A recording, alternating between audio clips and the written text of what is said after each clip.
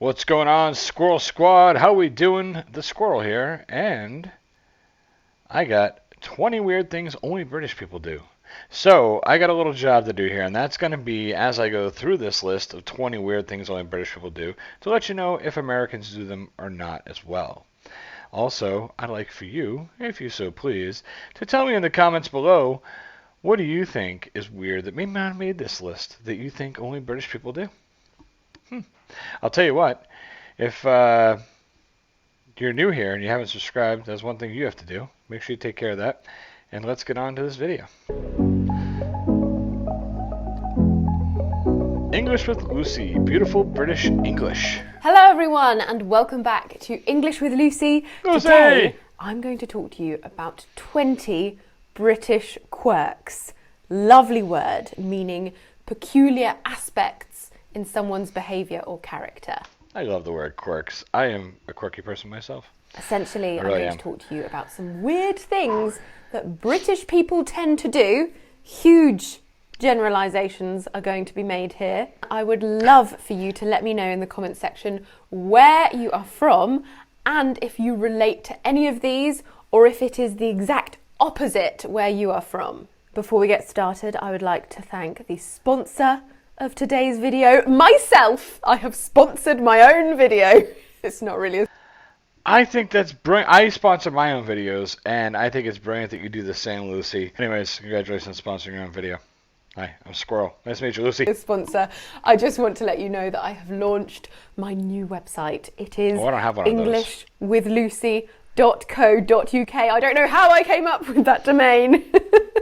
Okay, so the first one is that we put carpet in our bathrooms. Not everyone does this, but I am currently living in a house that has a carpeted bathroom. And I will let you know that yes, we have had an overflow situation with that toilet, and in a carpeted bathroom, it wasn't pretty. I've seen one of these, and this is not, I'm not going to claim, this is, y'all can have this one, but I did see one of these. A buddy of mine, when he moved into town, his family bought this house, and it hadn't been updated since like the 60s. And one of the bathrooms in the house had carpet in the bathroom. It was old, crappy carpet. It was like worn in front of the sink and worn in front of the toilet. There was like 2 feet marks worn right in front of the toilet. Somebody spent a lot of time on the crapper in that house. But I mean, they remodeled it like probably 3 months after they moved in. But I have once in my life seen a crapper with a carpet. It's a crapper carpet. So this is quite an old-fashioned thing to do. We don't tend to do this anymore. But if you go to a house that hasn't been renovated or updated in a long while, or you go to the home of somebody who is very traditional, then yes, you might find carpet in your bathroom. We've got it here. It wasn't my choice, but it's here. My grandparents have got carpeted bathrooms as well. Number 2 is wahey. Okay, and this is something that we shout in a very, very specific situation, which is this: when somebody smashes a glass in a pub. The whole pub should shout, "Way!" Sorry, I had to re-record that. That was so loud. It's weird. Now, I worked as a waitress for 3 years. I dropped a fair few glasses. We had to carry these drinks on tiny round trays that you had to balance. I couldn't do that. So I've had my fair share of ways in my lifetime.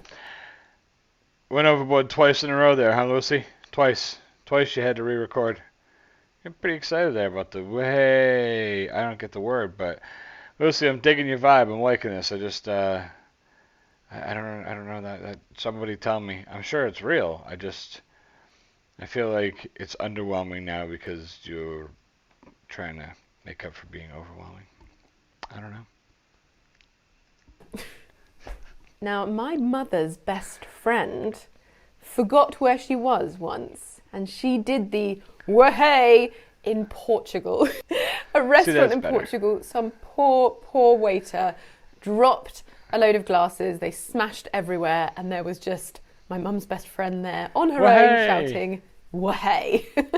Okay, the next one is number 3, which is excitement over fireworks on Bonfire night.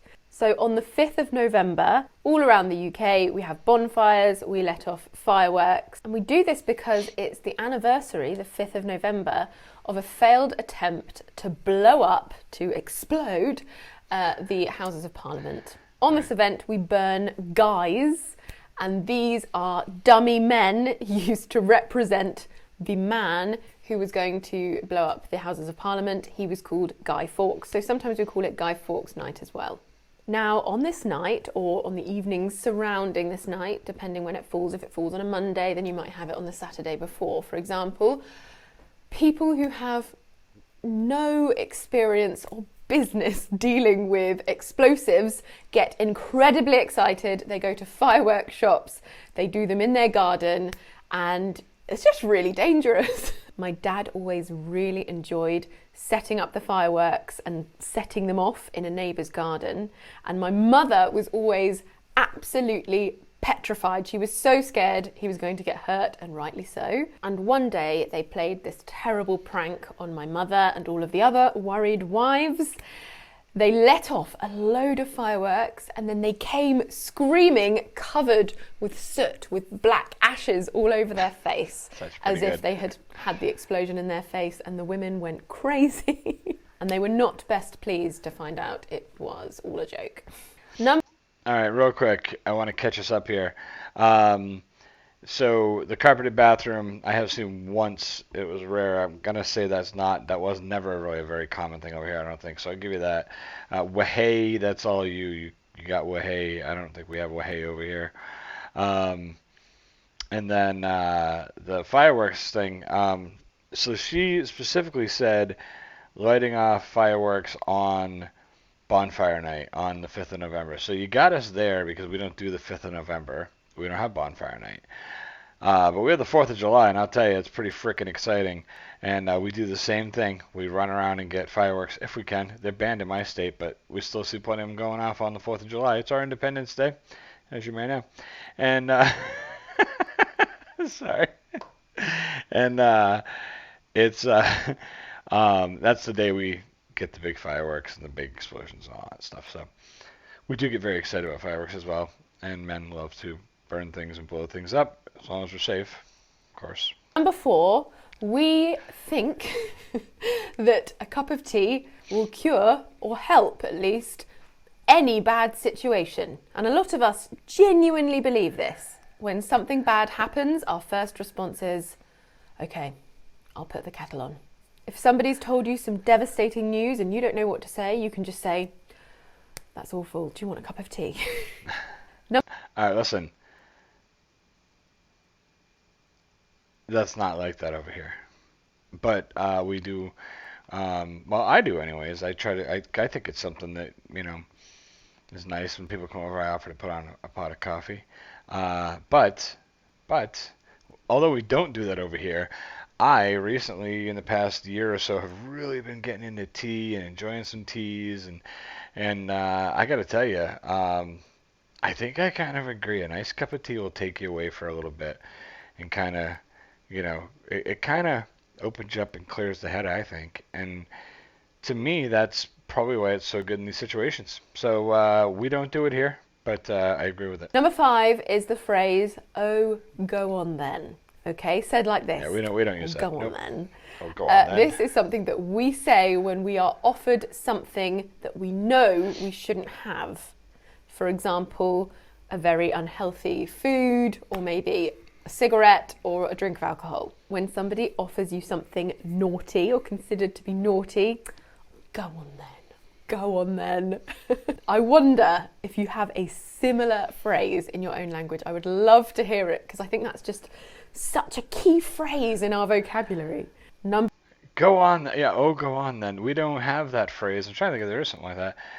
Basically, if I kind of feel like we're more cut and dry with it. Like, if someone offers you a cigarette, it's like it's pretty middle of the road. Well, it's not really middle of the road, I guess. It's like 3 responses. It's either yes, thank you.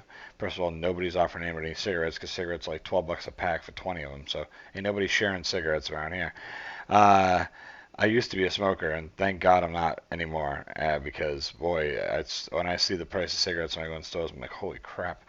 So if someone is being nice enough to give you one of them golden nuggets, yeah, you either take it or you're like, disgusting, I don't smoke, or you're like, no, no thanks, it's cool, I appreciate the offer, it's very nice of you. And that's kind of how I am, you know. I haven't smoked in a few years now, whatever. I smoked for a long time, and if someone offers me a cigarette or says, hey, do you smoke? That's usually what it is. Nobody's offering you cigarettes. They just want to know if you're part of the cool kids, you know, like, hey, do you smoke? And I'm always like, no, you know, or hey, do you want to go outside and have a smoke? I'm always like, no, it's cool, man. Thanks for the offer, but I'm good, you know, whatever, you know. They're not offering you a smoke. They're offering you an opportunity to smoke your own smokes with them while they. Number 6, Colin the caterpillar cake. Need I say more? Thank you, Tom Bailey. Thank you, Tom Bailey. I'll try to remember to put a link to Tom Bailey's channel down below. He just hit 1,000 subs recently. He is a vlogger from the UK. I really enjoy it. They just had a baby, him and his wife. And the caterpillar cake, I learned about this through them. So thank you. And by the way, on the last link, no, we don't have nothing. Yes, I need to say more That means so the that my same. viewers understand. Any British person watching this will understand Colin the caterpillar cake. They will probably feel excitement running through their veins, okay? A Colin the caterpillar cake is a long chocolate roll. There it is. I think that's what you call it. It's a roll of cake covered in chocolate with the face of a caterpillar on the end. And if it was your birthday at school, your mum would buy you a Colin the caterpillar cake. It was very easy to slice and lots of slices for all of the children. And if it was your birthday, you got to eat the face. I remember my first Colin the caterpillar cake. Got to eat the I remember face. being served the face of this cake, and I remember it being disgusting, but I ate it anyway because it was my birthday and because I'd earned it and I'd spent the whole year watching everyone else eat their caterpillar faces. These are typically sold in Marks and Spencer's, a shop here, food shop here, quite a posh food shop here, as far as I'm aware. And if you ever go to a British person's birthday party, I really think you should bring one. It will make them so excited, probably. All right, a couple things. We do not have Colin the caterpillar cakes over here in the United States. The face is probably disgusting to eat because, first of all, you're looking at a caterpillar while eating it. It's probably just made out of fondant, which is like that thick, hard, sugary. Oof. And something else. Oh, you're eating a bug. That's weird. I don't know this Colin the caterpillar guy. Was there a show or something with him? I don't know. I don't. I'd like to know. And also, I think I might have learned this from Tom Bailey. Is there like a knockoff Colin the caterpillar that it's like Willy the worm or something that competes with it or something? I think there is. Number 7, something else we find ridiculously exciting, way more exciting than it should be, J2Os. I don't know if you have these in other countries, but they are a non-alcoholic juice drink. Not juice, juice drink, okay? That means it's not 100% juice. The most famous flavour is orange and passion fruit, but the thing is, they came in glass bottles that were the same size as beer bottles. So when you were a child and you were at a party, an adult party, you could feel like an adult with a similar beer bottle. Very exciting. I remember taking it a step too far when I was younger and taking my parents' beer bottles that were green, Stella Artois always, and refilling them with apple juice. Wife beater. And carrying that round with me, and completely confused when my parents were so angry with me and saying, no, Lucy, don't do that. We also had another drink called Schlur, which was alcohol-free, like a sweet grape juice, fizzy as well. And I felt like such an adult when I had a glass of Schlur at Christmas. Schlur. J2O, never heard of it. Sounds good. Also over here in America, a lot of juice drinks like the fruit punch stuff like that.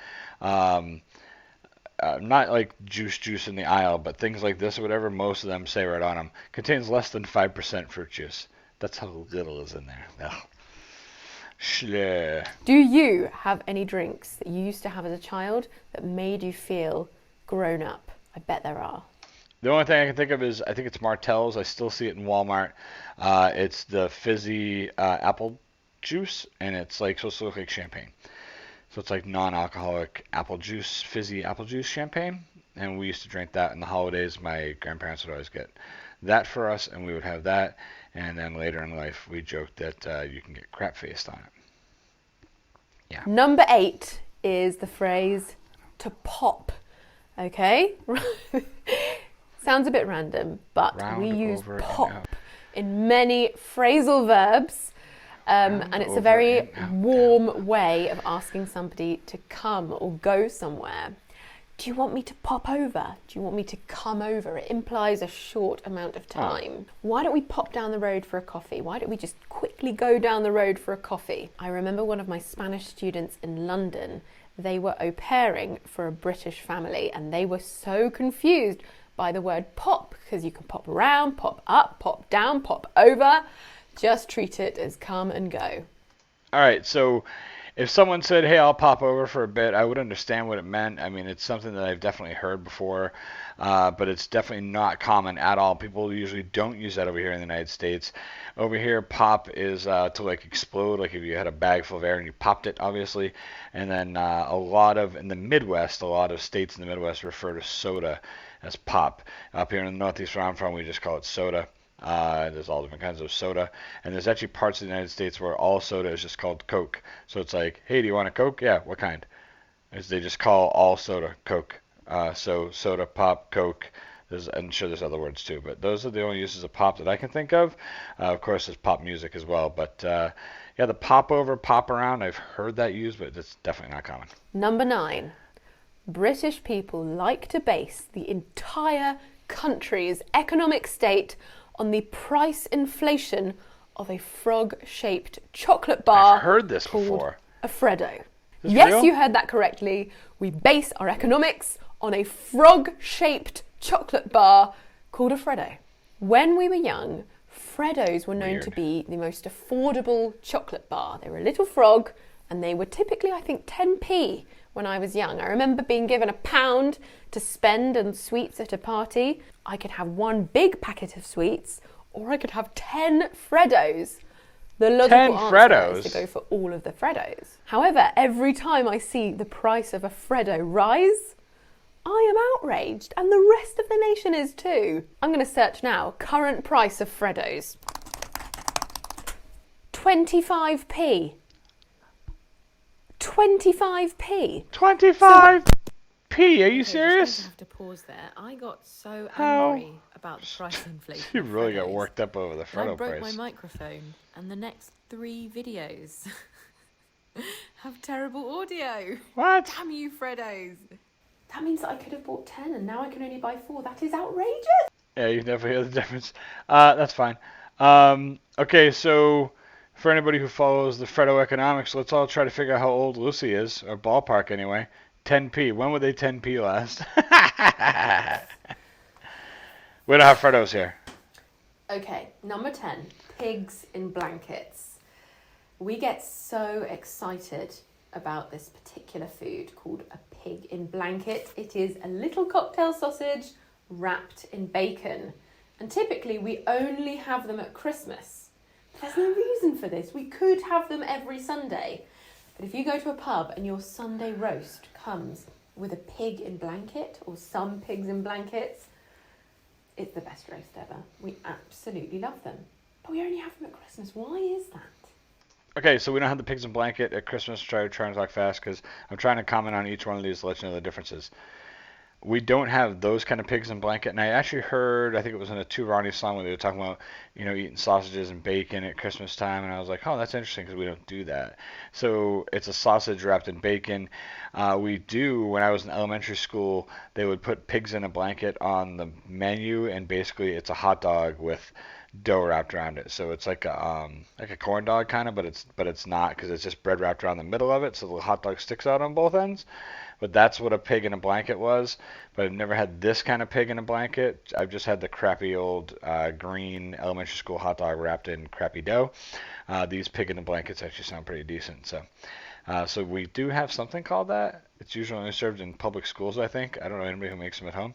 And we don't have those. Number 11, one of our most popular TV shows is a TV show of people watching TV shows. What? It's called Gogglebox. I imagine this concept has arrived in other I'm all surprised. What? And here we are watching me watch. Yeah, never mind. countries now. They basically film families watching the TV highlights, and then they compile their witty remarks, and then we watch them. It's a very good program. It's very meta. Yeah, check it out. Very meta. Number 12. We don't have that here. Dog poo in Facebook groups. Okay, in the UK, and I imagine in lots of places in the world, we have Facebook groups for our local community. So I'm in quite a few of the surrounding villages and towns. And there is a new phenomenon, and it is the people that are getting so frustrated with people not picking up their dog poo, especially if it's on someone's property or on their front lawn. People are taking pictures of the dog poo and posting it in these community groups. And I don't know about you, but I normally check my phone for the first time in the morning when I'm about to take my first bite of breakfast, normally porridge. And to have porridge approaching my mouth, opening my phone and seeing a massive dog poo is just not ideal. So now people are rebelling against the dog poo posters. And there's just huge civil unrest online at the moment. Those who want to shame the dog poo leavers and those who want to shame the dog poo posters. It's very complex. I hate dog poo. It's absolutely horrendous. But I also don't want to see it all over my Facebook timeline. I've seen enough. We know it's a problem. Okay, Lucy, first of all, it's best that you're eating porridge instead of sausages or like pudding, something like that. That's probably worse to be eating when you're looking at dog poo photos. Secondly, this could be a good time to say maybe I'm not going to look at the phone during breakfast. Just a thought. Also, we definitely have this problem, okay? We definitely have this problem. To us, there's always little videos. They try to record the people doing it rather than going out and be like, hey, stop crapping on my lawn. They take the video from behind the curtain between the shades. There's like the video, you know? Like there she is. There she is. This is the old lady with the poodle. Yeah, there she is. She's up by the mailbox. You see her? You see her? Yeah, you see her? Ah, that's her dog just crapped. She ain't picking it up. Anybody knows this lady? Tell her she needs to come pick up her dog crap. Those are the kind of videos we see. It's ridiculous. Absolutely ridiculous. But I'll be honest with you. I live in an area where it's a bunch of small towns, and there's a lot of elderly people here. And most of our groups, town groups, village groups, things like that, it's always the same crap. Does anybody know a good electrician? Does anybody know a good plumber? Does anybody know a good carpenter? They actually have a pinned post with like all the local guys who do all the different trades and everything, and nobody looks at it because these people don't know how to navigate the internet. And then also constantly, because they're small towns, old infrastructure, lots of trees, so we have a lot of power outages when there's little storms, and it's constant. Power's out on this road. Power's out on this road. Power's out on this road. It's like, people. Seriously, the power goes out and the first thing you want to do is burn energy on your phone to announce to the rest of the world the power's out. Guess what? They know. Because they don't have power either. 13. Drinking in rounds, okay? When we go on a night out with a group of friends, we drink in rounds, which means if there are 5 of us, instead of everyone buying their individual drinks, one person will buy 5 drinks, then the next person will buy 5 drinks. I'm sure many of you are aware of this concept. I'm sure it has a different name where you're from.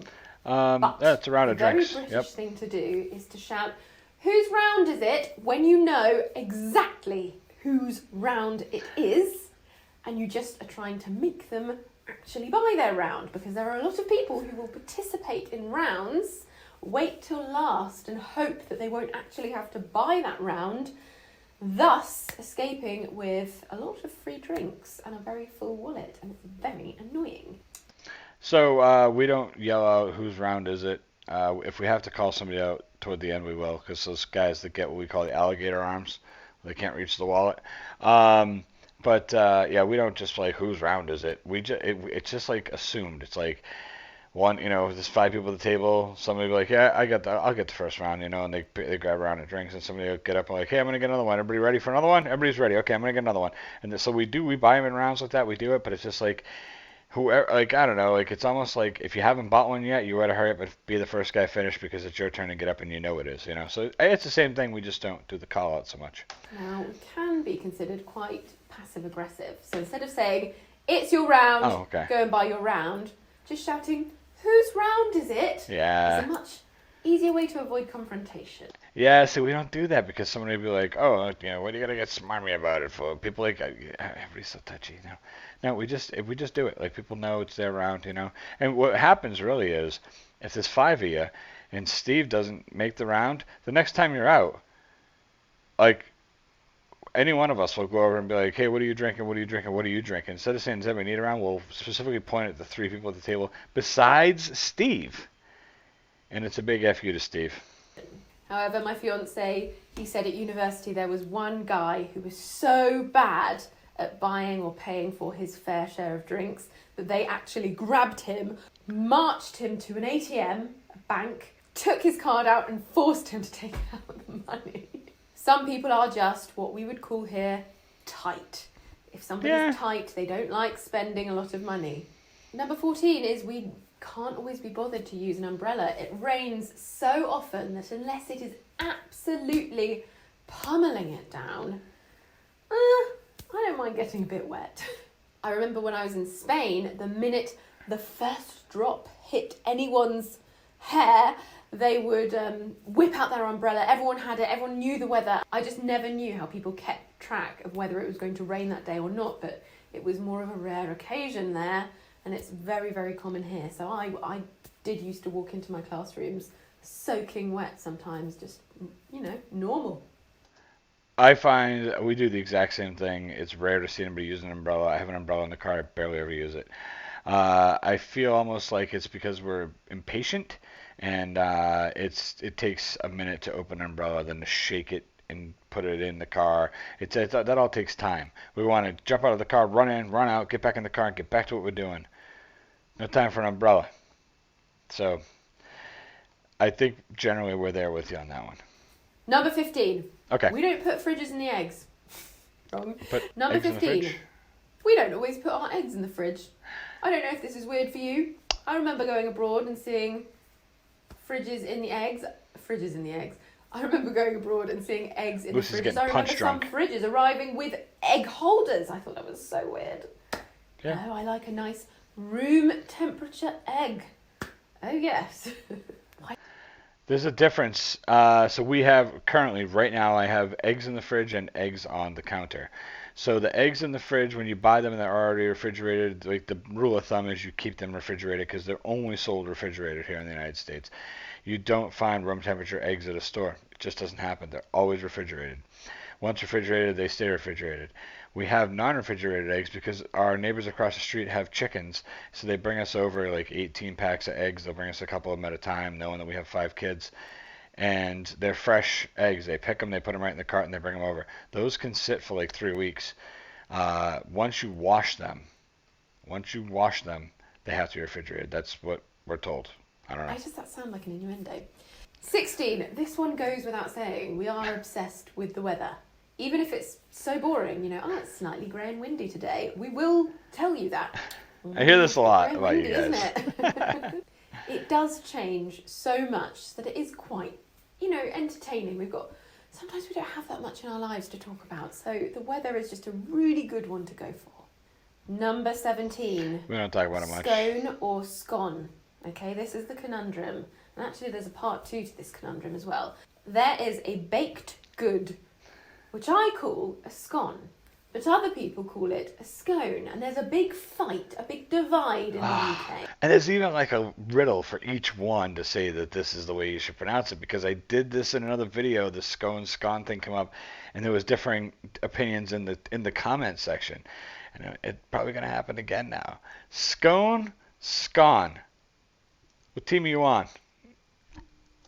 About whether it is a scone or a scone. I don't want to get involved in that. I'm not going to say scone is wrong.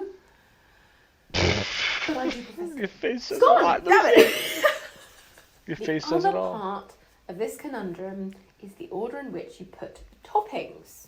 Typically we serve scones or scones with jam and clotted cream. They are absolutely to die for.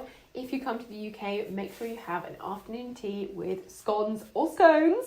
Now, I always put clotted cream first, then jam, but some people will swear you have to put the jam first, then the clotted cream. I'm not going to tell you which is right. You're just going to have to try it out for yourself. You let me know in but the I think comments. What order do logistically, you put them in? cream first. 'Cause I have no then idea. I've jam. never had clotted Number cream. 18. We are terrible at ending conversations. Honestly, this is the most annoying thing ever. There is a huge culprit of this, and it is my fiance Will. Typically, when we want to end a conversation, we will say, right, and kind of, I need to be heading off, or I must get a move on, or I need to get going. But for some reason, some people really I gotta struggle pop with over this. somewhere else. And when you have two people that struggle with ending conversations coming together, well, you could just go on for eternity. It's really, really troubling. There he comes. Right. Did you hear that? Yes. Come and say hello. Admit to your problem. This Whoa. is Will. Don't worry about his face. You know your problem. You're almost Was perfect. it ending conversations? It was ending conversations. Yeah, it's a tricky one. It's fine if you're talking to someone who can end a It's all, dude. conversation, but it's when you are with another person that He's also crouched down. I finds love ending it. conversations difficult. Well, it's nice to get out, isn't it? It's a Lockdown tough year problem. for everyone. Leave to it. All right, I'm almost done. Cool. Number 9. I think that's a person by person thing. I have a hard time ending conversations. I love to talk. I love to chat with people. I love, just communicating with anyone. So, yeah, it's tough for me. 19, we really overuse the word sorry.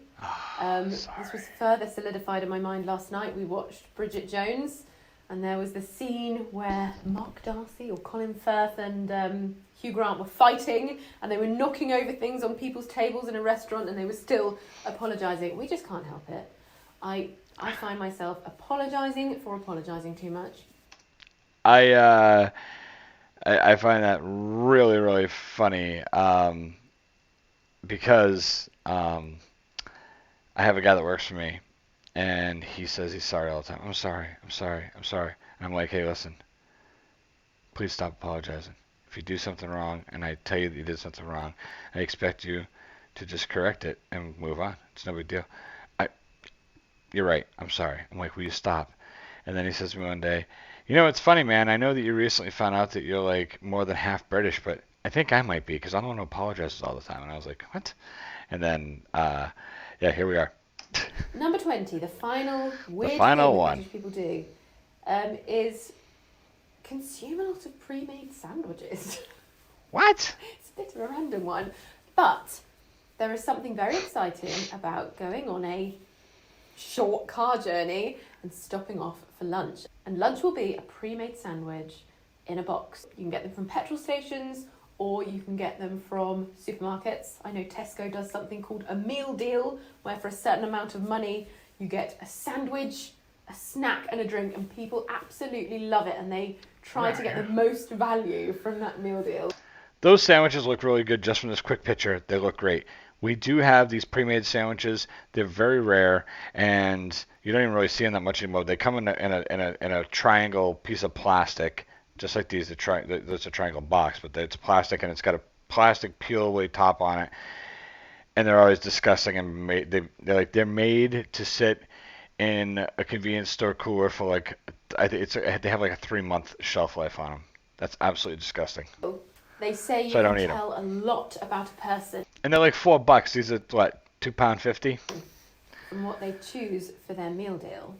But I've travelled to a couple of countries, and I've never seen the sheer amount of options for pre-made sandwiches Yeah, not here. that we have in the UK. It's crazy. Mind-boggling, Every flavour, every filling, so creative as well. Prawn is my favourite. Prawn mayonnaise, absolutely love it. The Christmas range is in full swing at the moment. We have turkey and stuffing sandwiches. Ooh, I love Awesome. those. I saw a duck l'orange sandwich the other day. It's I fancy. wouldn't say it's something I recommend. Actually, if you want to have a British experience when you come over to the UK, Grab a sandwich. go to a petrol station, buy a sandwich, then you will feel like a Brit. Right. On that note, that's the end of today's lesson. I have got the full transcript of this video with important vocabulary on my new website, englishwithlucy.co.uk. Check out our website. Hello. Don't forget to check out the interactive phonemic chart. Very, very excited about that. All right, so that's the thing I was talking about earlier that she was plugging. So you go check out her website and her phonemic chart if you'd like. Lucy, thank you so much. I respect you taking the time putting this together, and for me to be able to learn some of these things. I love looking at these kind of lists and learning what's different about my culture from your culture, you know. So first of all, thank you, Lucy. It was very nice. Thank you. We all appreciated that, I'm sure. I know I did. Boy, you're gonna. I hope the video does great for you because you need to buy more food. That dude is huge. It's a big boy. Anyhow, congratulations on your engagement as well. So, tell me, folks, what do you think was maybe something that's not on the list that you think is something that only British people do? Lucy nailed this pretty well. There were very few of these that were actually coincided, and a lot of it's more on a personal basis for us than just a general basis, like it seems to be for Lucy and well, you know, British people. Uh, Anyhow, I'm going to get out of here. This has been a long video. I appreciate you listening to my commentary throughout the video and me talking to you about the differences between the two countries as well and giving my feedback. Lucy, again, thanks for the great video. Guys, I hope you enjoyed the reaction and commentary. Leave me a comment down below. Let me know what you think. If you're new here, please, once again, hit the subscription button. We'll catch up with you soon. Until next time, Squirrel out.